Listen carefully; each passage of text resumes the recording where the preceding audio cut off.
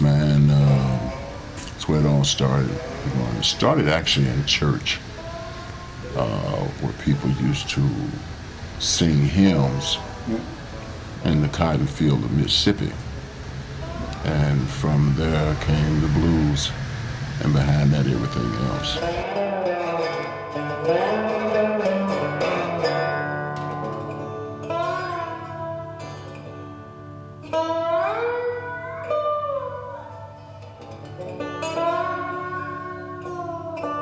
In Memphis, as you look from Memphis, you see no mountains, you see the mighty Mississippi, and then you see fields, soybean fields, cotton fields, all of those that expand for hundreds of miles outside of our city, all the way from Memphis to Jackson, Tennessee, all the way south through Jackson, Mississippi, all the way to New Orleans, all the way west into Arkansas until you get to the Ozark Mountains and further north.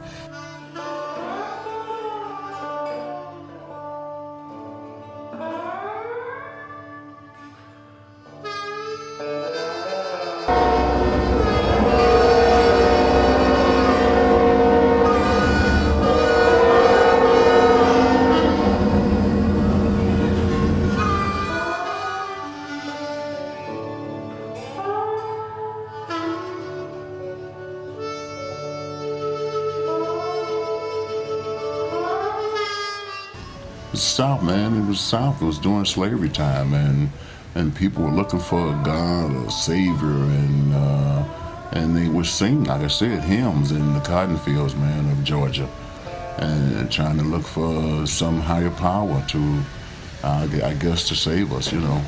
So, and that's where it started, you know. It was hardship, and people were just reaching out.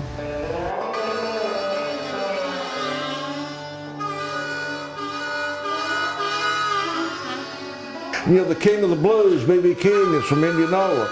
King of rock and roll, Elvis, is from Tupelo.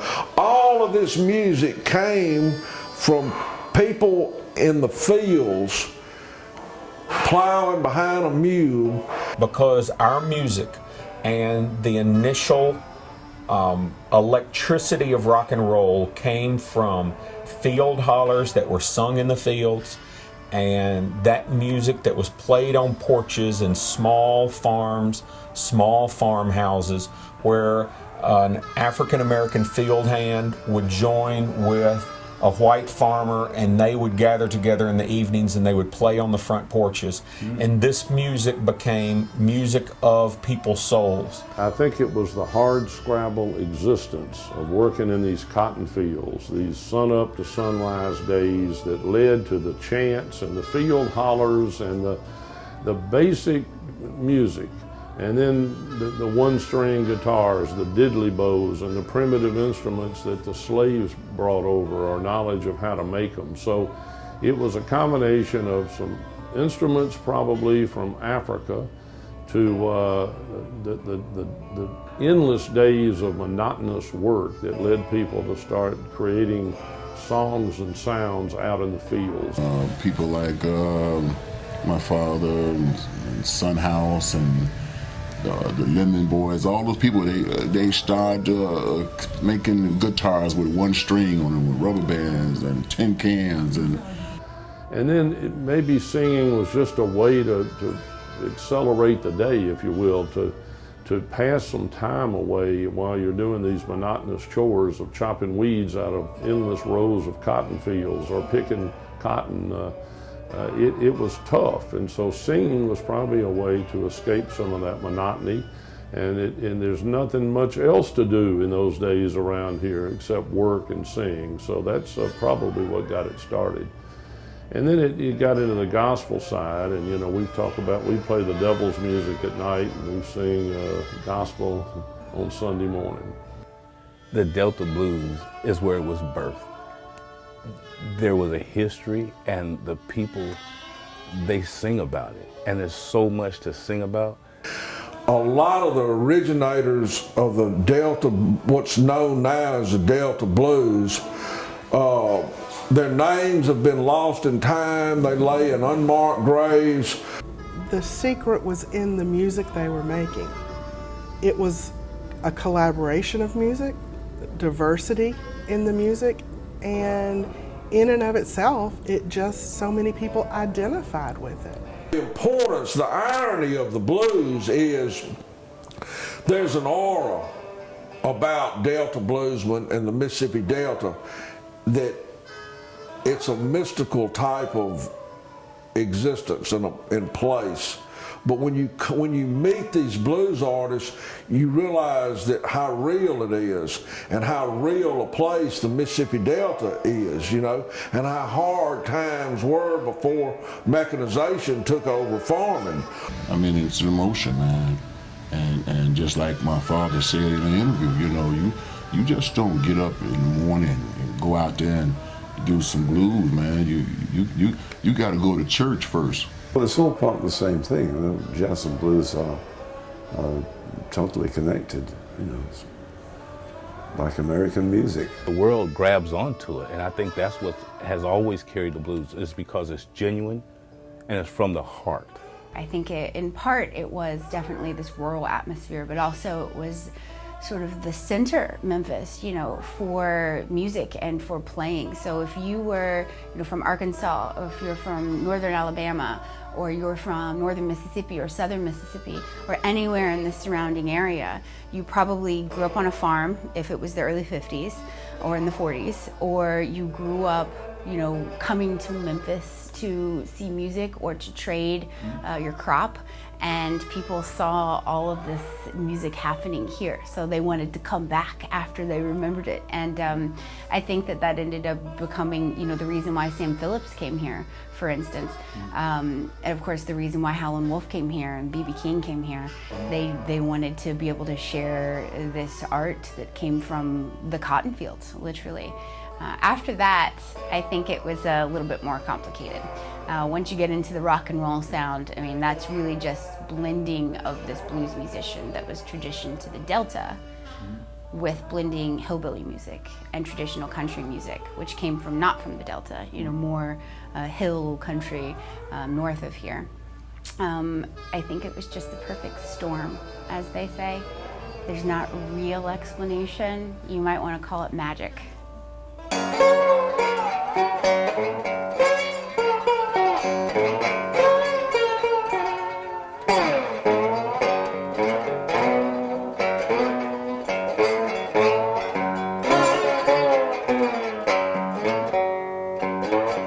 Det var nog bluesen som förde oss samman. Jag tror att vi fann någonting äkta och genuint som vi faktiskt gillade. Det blev ett sätt att definiera oss själva. Vem är jag? Vad står jag för? Vad vill jag göra?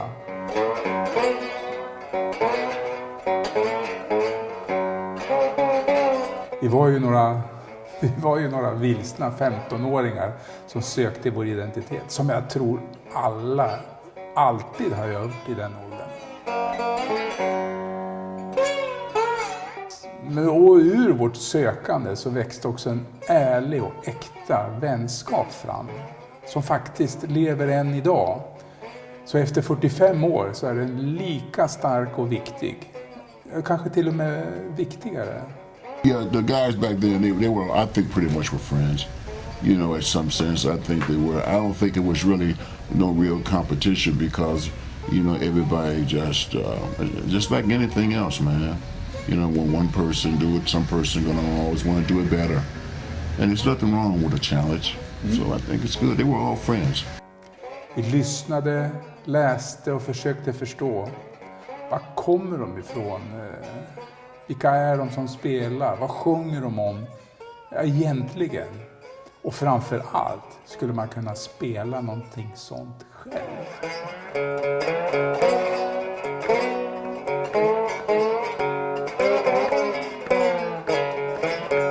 Vår gemensamma bluesresa började i källare och garage i 70-talets Västerås. Och där kunde man hitta då Lasse och Leffe, och Olle och Ruppe, och Bosse, Torgny och Tommy, Hasse, bröderna Hultman och Werngren och många flera. Och vi spelade väl blues så gott vi kunde. Vissa bättre än andra. Själv spelar jag nog hellre än bra. Det gör jag faktiskt fortfarande också. If you're with the right guys, you create music.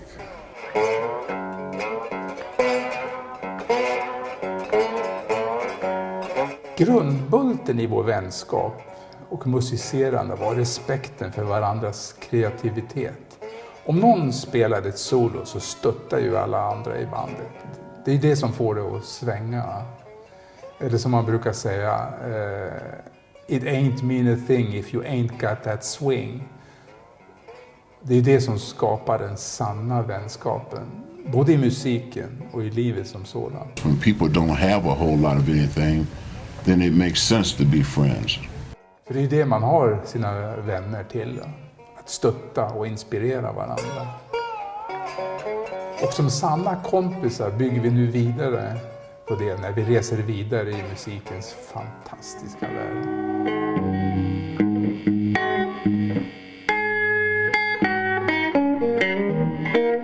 Bluesmusiken är någon slags grund som det utgår ifrån. Ett äkta uttryck som bygger på improvisation som kommer inifrån en människa som har förmåga att tolka det i musik. För mig har all musik alltid varit en hjälp att definiera min egen identitet. Så har det alltid, så är det nog fortfarande, tror jag.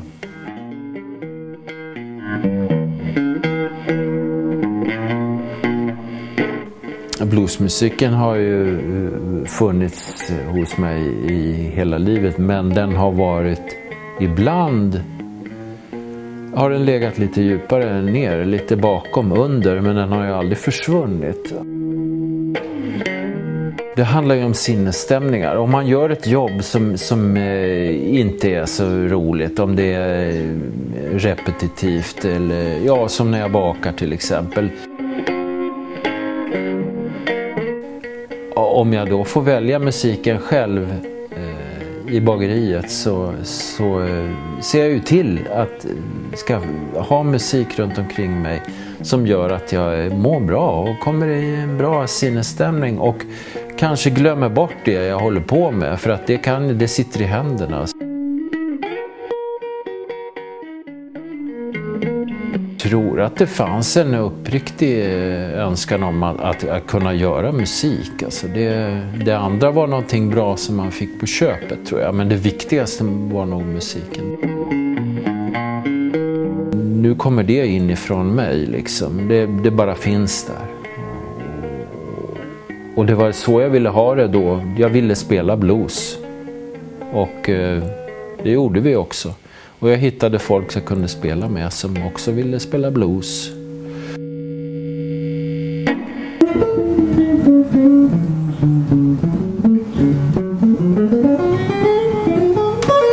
Jag spelade från när jag var 12 eller något.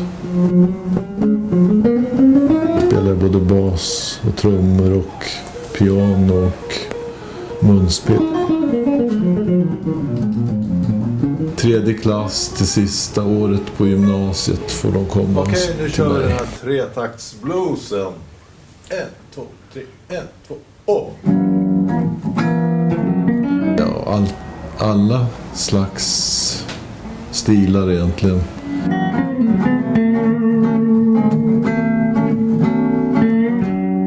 Först måste man ju föra över det basic. Och sen lusten att utforska och spela också olika saker. Jag försöker ha massa olika arr som jag gör och lär dem tidigt att improvisera.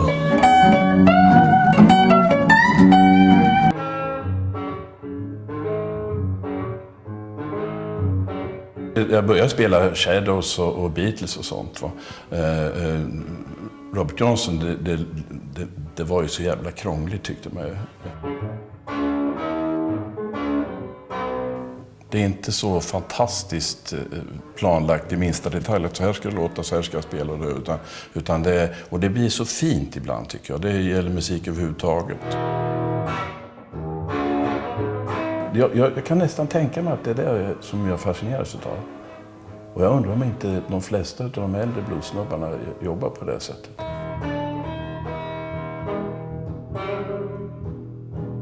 Så har man ju en vördnad inför hela företeelsen, det är helt solklart alltså.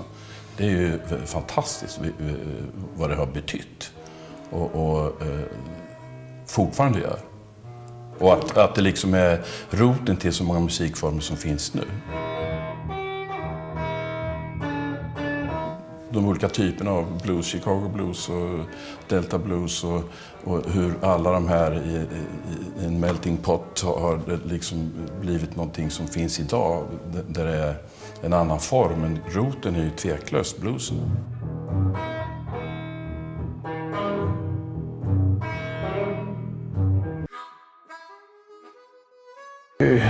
Själv kallar jag mig rumsbyggare. Jo, det är ett sätt att hålla sig kreativ som jag har ständigt varit. Jag har skaffat mig ett arbete som inte äter upp mig och sen kan jag göra det. Alltså, vad jag vill alltså, när det gäller det konstnärliga. Ja, ungefär som man gör bilder så sätter man ihop av olika komponenter. En del saker kanske är viktigare, andra, men det blir en kombination som gör att det, om man har tur så blir det en helhet. Jag har nog berättat mer än vad jag vet i mina bilder, i och med att jag vet att det stoppar in saker som jag tycker om då, i bilderna i olika kombinationer. Så jag har ju målat på samma sätt som jag gör praktiskt, eller flyttat runt saker. En typ av stilleben. Och framförallt att söka efter dem där man kan åka med själv och skapa sig en resa någonstans från ingenstans igen då. Man kan tänka sig att musiker jobbar på samma sätt, att det ena ger det andra, att man kastar fram några toner och rytmer så vet det, tuffar det på. Men vi lyssnade på ren blues och det var jättekonstigt för då känner man sig lite utanför i popsvängen då. Jag saknar att jag inte kan spela eller sjunga, alltså göra den typen av, så därför jag vill vara bland folk som sjunger och spelar, för det tycker jag är jätteduktigt och det är så nära, det griper på en gång. Jag har ju ett instrument och det försöker jag spela på då. Jag spelar kamera.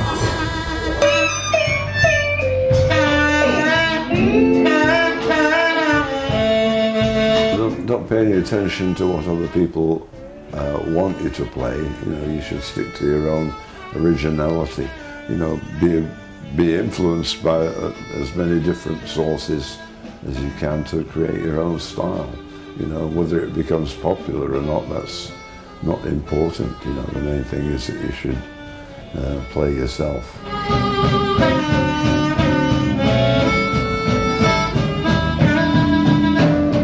Early in the morning,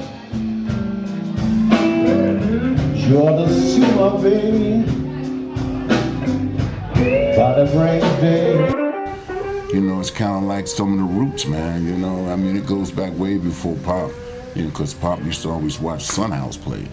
So it goes back quite a long time. But that is the Chicago root blues, man. That is the original. Skivorna, det blev vår biljett till bluesen. Det var vårt enda sätt att kunna resa till, då i alla fall, till Mississippi och Chicago. I princip så bodde vi på musikvaruhuset och Selecta och lyssnade och lyssnade och lyssnade och köpte väl så mycket vi orkade med.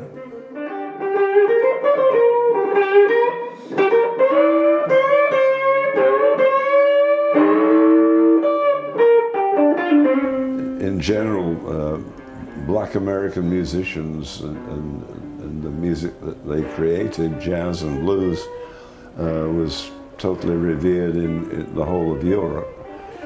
Via då den vita engelska bluesvågen så var man ju snart, då förstod man ju vad det var för någonting. Det första plattan där med Clapton, John Mayne med Clapton, att på något sätt så kom det ju fram en väldigt virtuos gitarrist.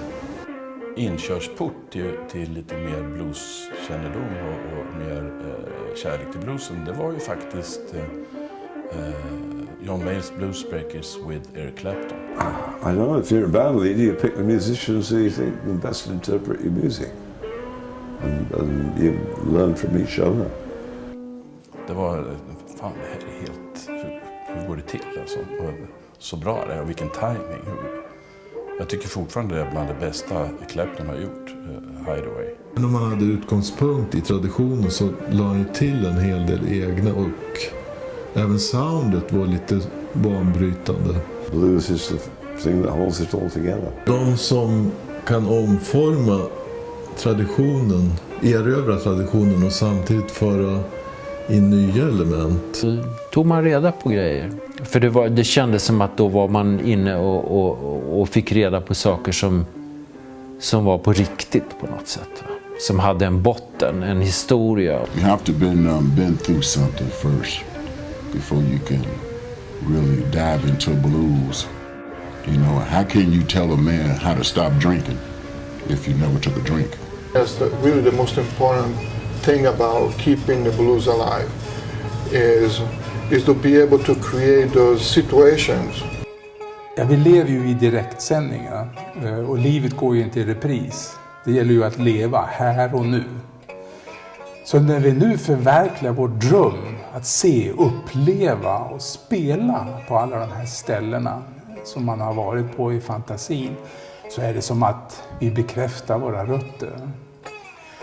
Ja, bluesresan då som vi började som 15-åringar går nu in i nästa etapp, 45 år senare.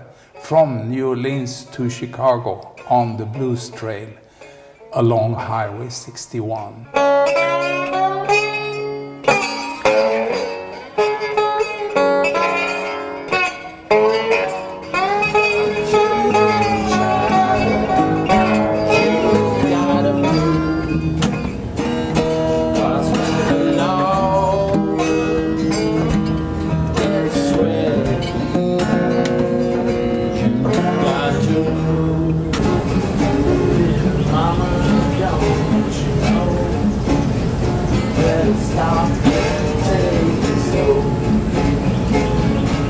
Att då få göra en sån resa och få se de sammanhangen där den här musiken har vuxit fram och liksom känna den doften från Mississippi-floden i en solnedgång. Det känns som att jag bekräftar då i det läget mig själv på något sätt.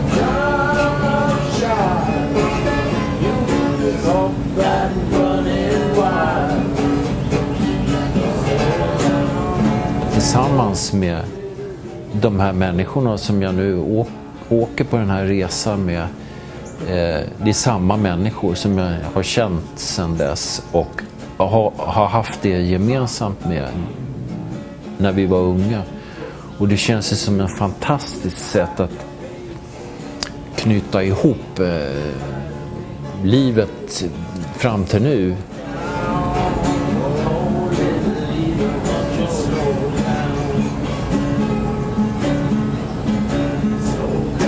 Närhet till alltså själva miljön.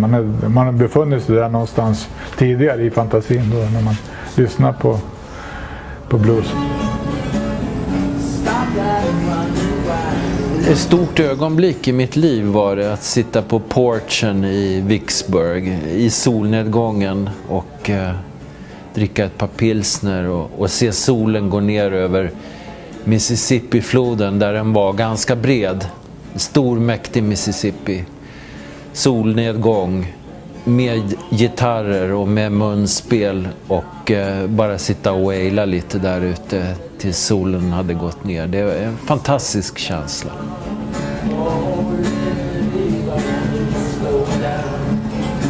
Lyssna på musik på stadsbiblioteket tillsammans och sen att vi får göra den resan ihop, det var ju gudabenådat. få se i verkligheten de områden och de ställen och den geografin, den miljön som mycket av den här musiken har sitt ursprung i.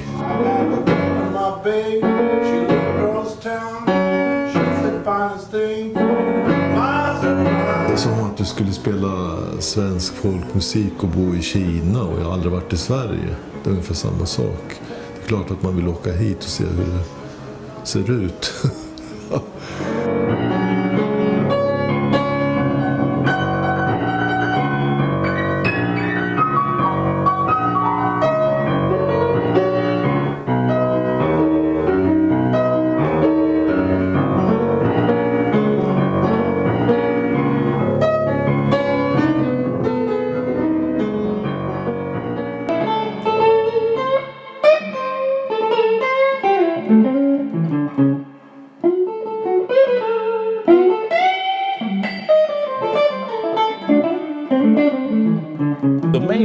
To honor Mr. King. When you first enter the museum, you see the cotton gin. It's the oldest standing brick cotton gin remaining in Mississippi.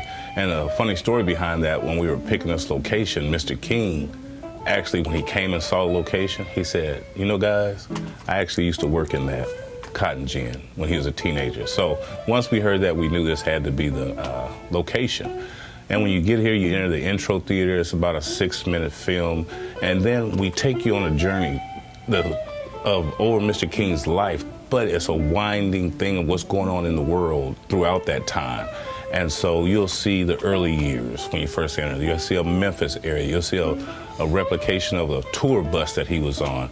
And then you get into the Grammy time, civil rights era. So it's taking you on a journey. The main focus is B.B. King, but in the background it's telling you what was going on in his life during that time span. You know, the museum, it plays a vital role in the community. We are involved in so many different programs here at the museum that wouldn't be normally able to do, but because of Mr. King's name, we are able to do so many different programs. And so what we did is create a year-long program. So now we have the Art of Living Smart summer camp, after-school program, and spring camp. So we have these kids year-round, and we teach them how to eat healthy. You know, we teach them music lessons. We give them a place to come and experience.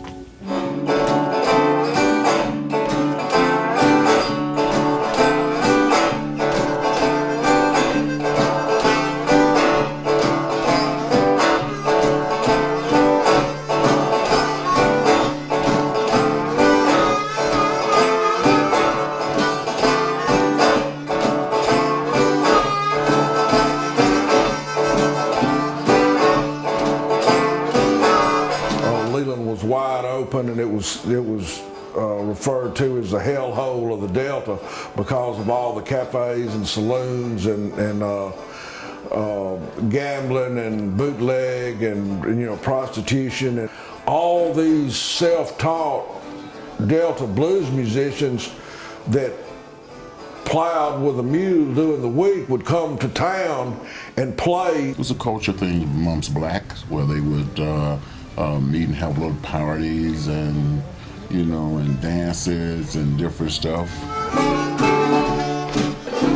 With Highway 61 coming through town and the train station all right there, you would have bluesmen playing on the corners and people selling peanuts and buffalo fish and hot tamales out of push carts. We opened in March of 2002, and within 5 years of when we opened, it was 8 more blues museums in Mississippi. So it's with 250 internationally known blues artists from the Mississippi Delta. All of us together, all the different museums are trying to tell the story. It's the realness of this music is the reason that it is always will be here, and that's why the history of it is so important.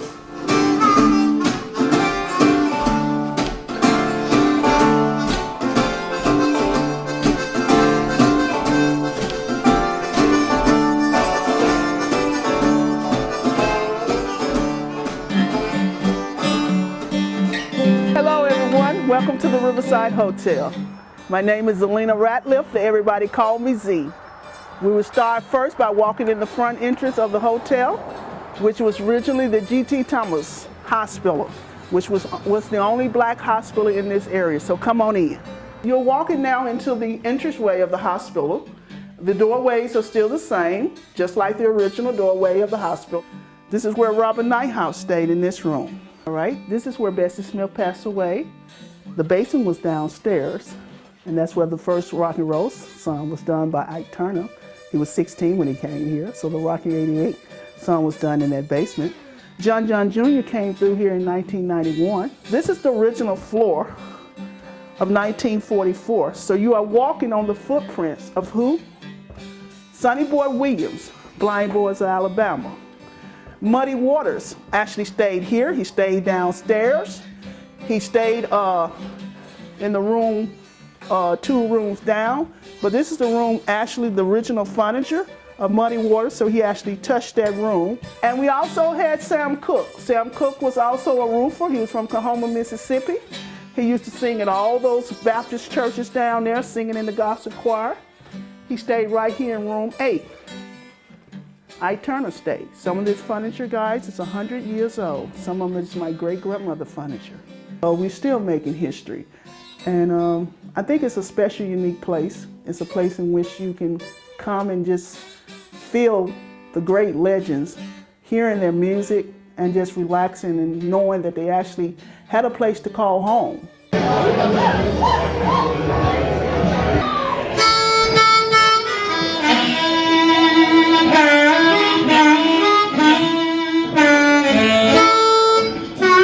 Ground Zero Blues Club got its start, and we opened in May of 2001. When a gal reached the age of 17, she began to think grown. We opened this club in order to perpetuate and promote this rich blues music heritage that we have here in Clarksdale and in the Mississippi Delta. Baby, by the break of day. So it morphed into what it is. We knew at the outset that we needed to feature primarily local blues musicians, and there are an abundant number of them. We knew we had to have music on a very consistent, count-on-it basis.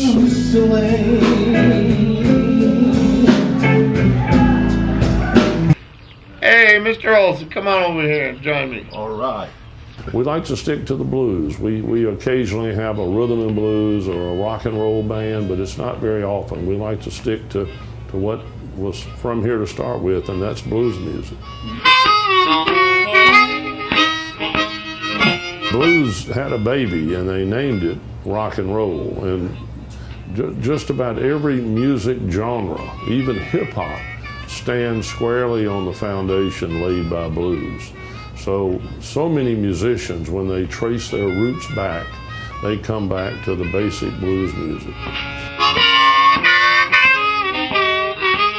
What gives me personal satisfaction, and I felt this last night, was standing in the back of the room looking at all the people of all ages, all socioeconomic backgrounds, all races, from all over the world having a great time in this club. And I've, not to pat myself on the back too hard, but I kind of told myself, I did this.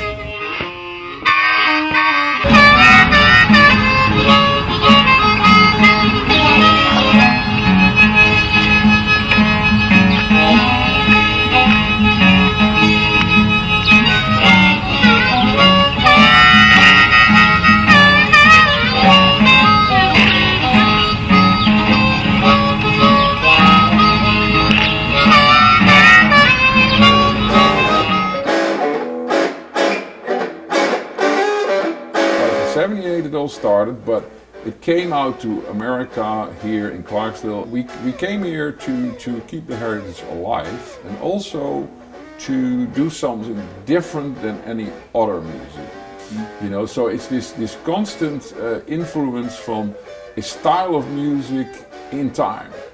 And that's what we try to portray here. The theme of this museum is from roots to fruits. That's my theme.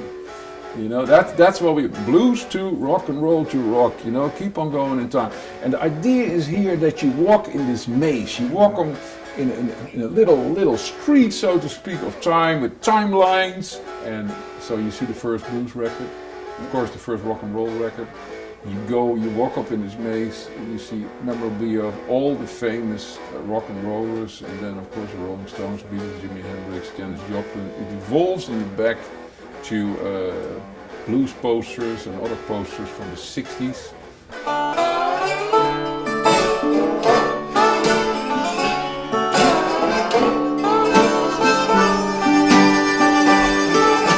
Are here at Sun Studio, which of course is the home of Memphis Recording Service, also known as Sun Records, where Sam Phillips wanted to record blues music and ended up changing the face of music as we know it around the world. You got to know, you got to move, you gotta move. Blues music was not something that a lot of people listened to in the early 50s. It was more taboo, more underground, and Sam was really into taboo and underground. So he opened this as an outlet for that style of music, and he recorded, you know, some really amazing blues musicians.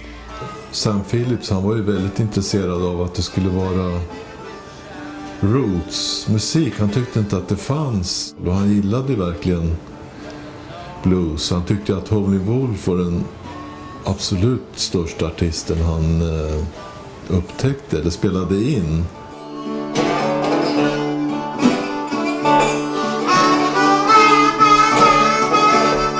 So he, you know, took all of his love of blues and he put it into some more traditional forms of music, country music and whatnot, and ended up, you know, recording Elvis Presley and Scotty Moore doing That's All Right Mama. Of course, that was his first record here, and went on to record Johnny Cash and Carl Perkins doing the same sort of, you know, rock and roll. Eventually, in the late 50s, Sam, you know, did move on to another recording studio. Of course, he never actually owned this place here. He just rented it. It was just his kind of childhood dream to have a recording studio. So he has the Sam Phillips Recording Service at that point from 1959 on, and this place was left empty for quite some time.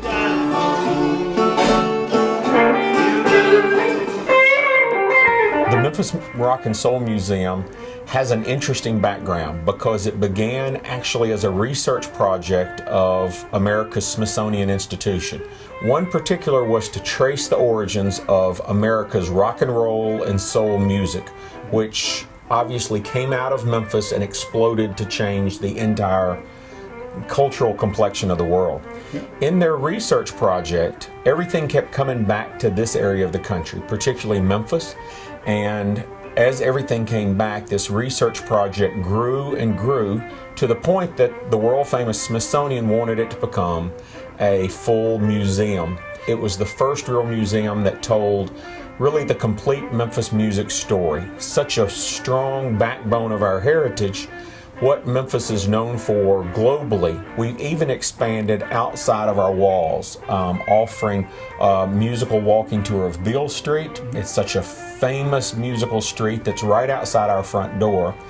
And aside from being known for all of its musical history, that's where W.C. Handy first initiated the blues, writing Beale Street Blues, St. Louis Blues.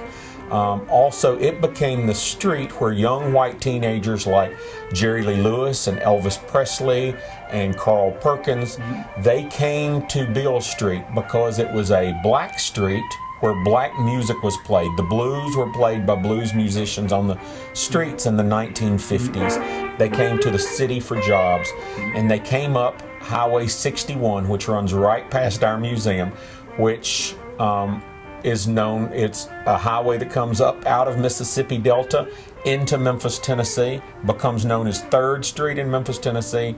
Musicians call it the Blues Highway because that's where the blues came into the city of Memphis. Ike Turner, and originally a talent scout for Sun Records, who went out of Memphis and traveled into the Mississippi Delta and found these great blues legends and brought them to Memphis. And had it not been for Sam Phillips and had it not been for Ike Turner, bringing those folks into Memphis, a lot of those recordings never would have happened. It changed again. It changed from, the root blues, the real blues, the traditional blues changed to a bit rock and rolly. Our goal for a museum and for an entity that's involved in the Memphis music industry is to maintain the authenticity of rock and roll. You have to experience the same thing that was experienced when it started. And that is the magic of the Delta, the magic of the Mississippi River, and the magic and mojo of Memphis, Tennessee. One of the primary focuses of the Memphis Blues Society is an outreach to the community. We want to get blues music out to the community. We want to let the public know about it, and we do that through the different music events that we have. In a lot of ways, Memphis is not really the home of the blues as much as it is the distribution center of the blues. Stax Records was formed by Jim Stewart and his sister Estelle Axton. Jim was a country music fiddle player who had a recording studio in his garage and wanted to expand, become a little more formal. The soul music, especially the soul music of Memphis, got its roots in gospel, country, and blues, all culminating together into this sound that comes from the inner soul, if you will. So we celebrate the music of the church, the music of the blues musicians coming from the cotton fields, and the country artists that many of our artists grew up listening to in their homes with their families. And as their talent developed, they bring that sound together and they elevate it to a new level. And it's by bringing that together and the racial diversity together and all the way back to the early African American sound together to create this gritty, raw, fun, movement sound, and the words that we associate with the Memphis sound of the 1960s and 70s, and tell the story of the past. But a very vital part of the story was that it was local youth, the local talent that helped build the foundation of the Stax Record Company. And it was only later when others came in, such as Otis Redding, from outside. So when the museum concept was brought to the table, it was brought to the table along with, we have to have something for the inner city youth to continue the legacy. The Soulsville Foundation sponsors two programs, the Stax Museum of American Soul Music and the Stax Music Academy.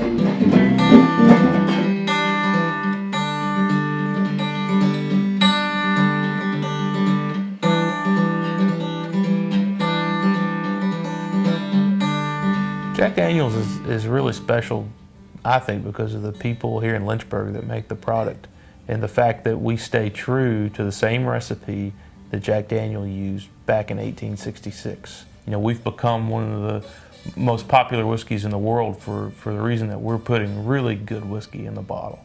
And people have come to enjoy it all over the world. As it relates to music itself, I really think, and as an amateur musician myself, I really think it's the authenticity of the relationship between Jack Daniel's, the brand, and music. There were actually two saloons that were on our town square, and Jack actually owned both of them.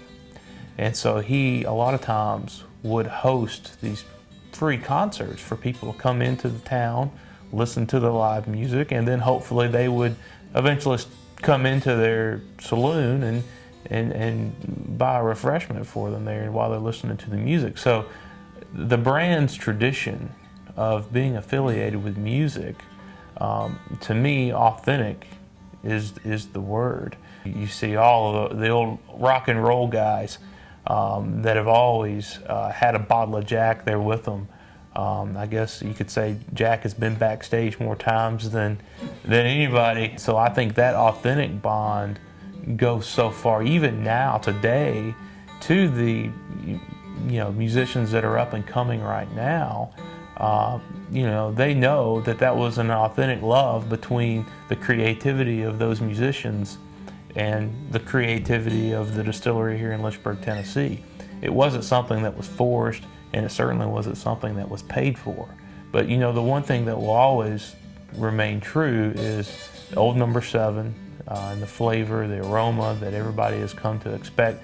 We've got to make sure that we make Old Number 7 the same way that my grandfather made in the 1950s and the same way that Jack made in the 1800s. So it's looking to the future with also an eye on the past.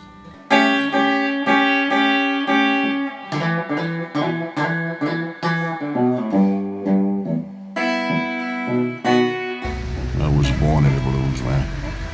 Here we are in front of my dad's house, 4339 South Lake Park Avenue. I've been in music ever since I can remember.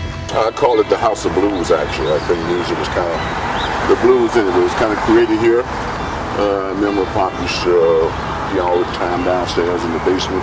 But the dirty basement blues was the 19 years old, the Spoonful by Howling Wolf, those kind of blues, man. Many blues artists have stayed here during that era. Pop always had an open door policy for blues people who just didn't have nowhere to stay. I didn't understand it, I didn't really, until I got older, understood the significance of whose son I was. So when you put two and two together, man, it's just, it's what it's supposed to be.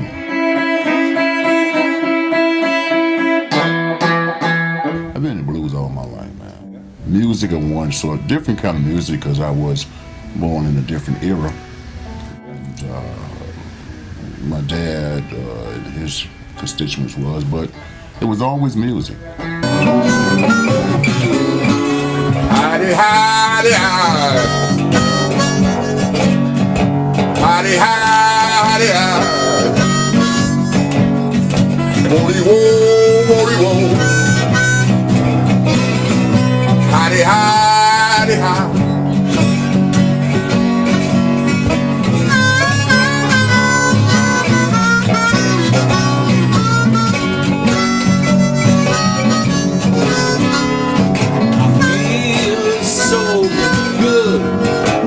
I hear you, man, I hear you.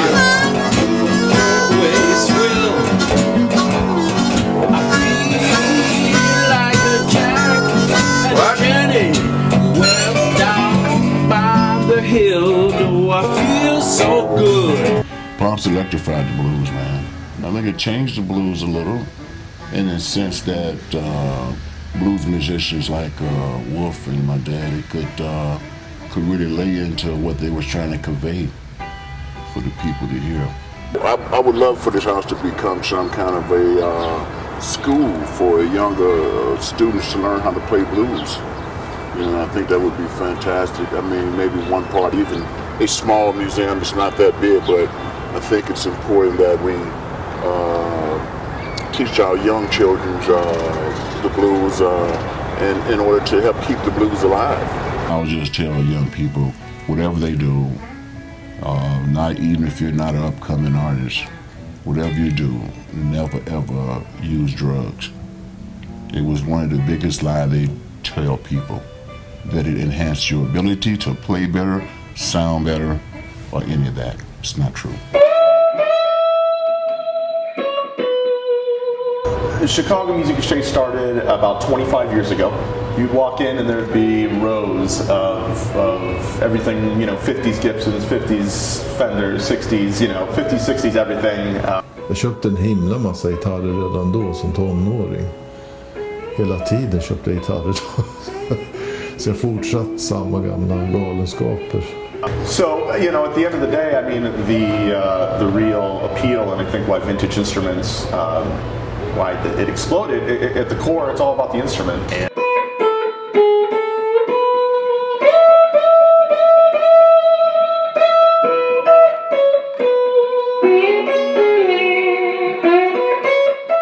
när man börjar inse vad man kunde göra med en elektrisk gitarr som var... och där klickade det ju verkligen. Alltså när... You know, once you put a 50 Strat in your hand and you compare it to, something more modern, trust me, you'll feel it. You'll feel the difference. You'll hear the difference. You'll see what it's like to play and hold something and experience something that was truly handmade. And it's a way of building guitars that doesn't exist anymore. Alltså låtar hade sin speciella klangbild. Det var ju då man tänkte sig med Hendrix, då kanske man ville ha en Stratocaster. Så lyssnade jag på Albert King och upptäckte att han hade ju Gibson-gitarr, så då måste jag ha det också. So, the instruments at the end of the day, they do the talking, but, it's the platform and how you present these instruments and how well you do it that, kind of separates you from other stores. So we're certainly a contemporary store now. Instrumentet är som ett verktyg som är finslipat för olika ändamål. At the end of the day, it's about the instrument and musicians.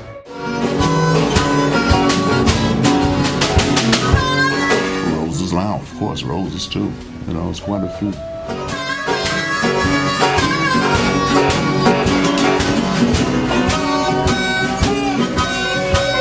The specific need to create a place where the music, where the blues was nurtured. Going down to the station just to meet the train. I hope I got a baby.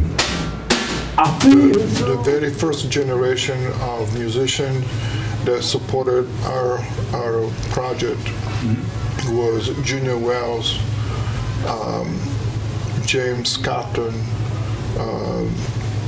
Jimmy Rogers.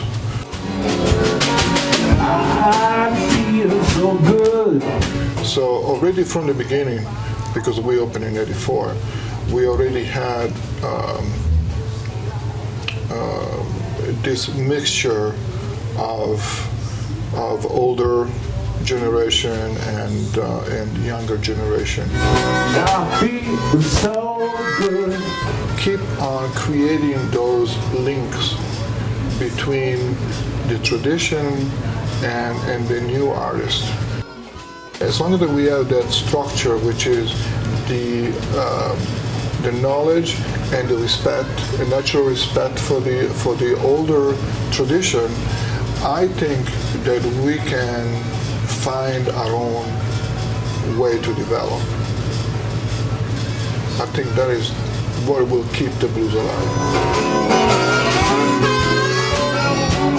I mean, there's quite a few places, man, and some of those places still keep blues, like the Kingstone Mines, Blues Unhosted, that keep blues going, man. Good evening, welcome.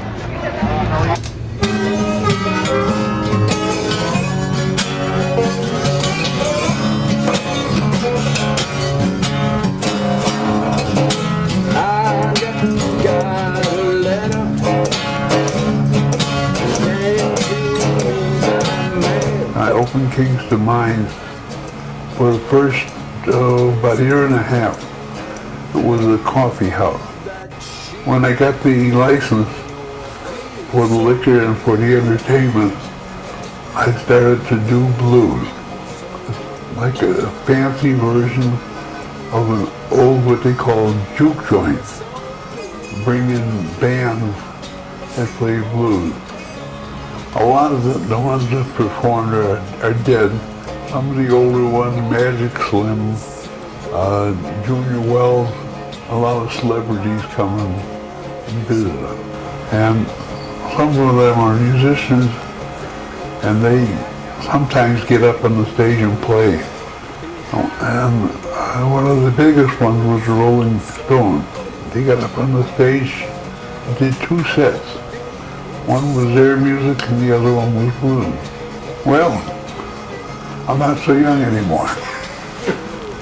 I have Most of my family worked with me. I'm hoping to set it up so that when I do pass away, it will continue to go just the way it is. And it's a good blues place. We try to keep the best blues that we can possibly afford.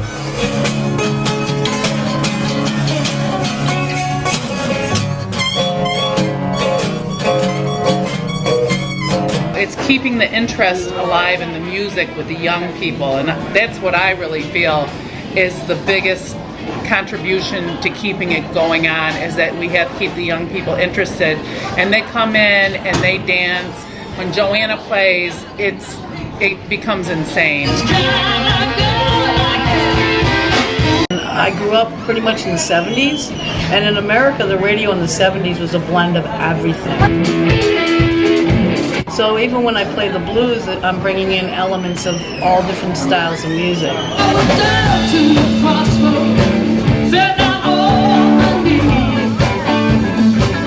I just do what feels right to me, and I think with all what made the blues so terrific in my mind was that when you heard Robert Johnson, you knew it was Robert Johnson. When you heard Muddy Waters, you knew it was them, because it was their personal feeling and their personal story coming through their music. So I think that's what I try to do with myself.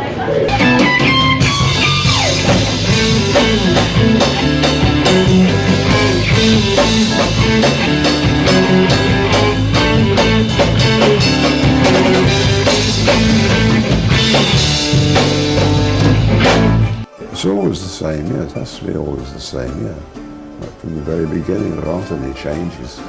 Well, you still have to remember where it all come from. And it's kind of like one of my goals to keep that traditional Chicago style blues kicking. Keep the music going. That's how you express yourself, through music.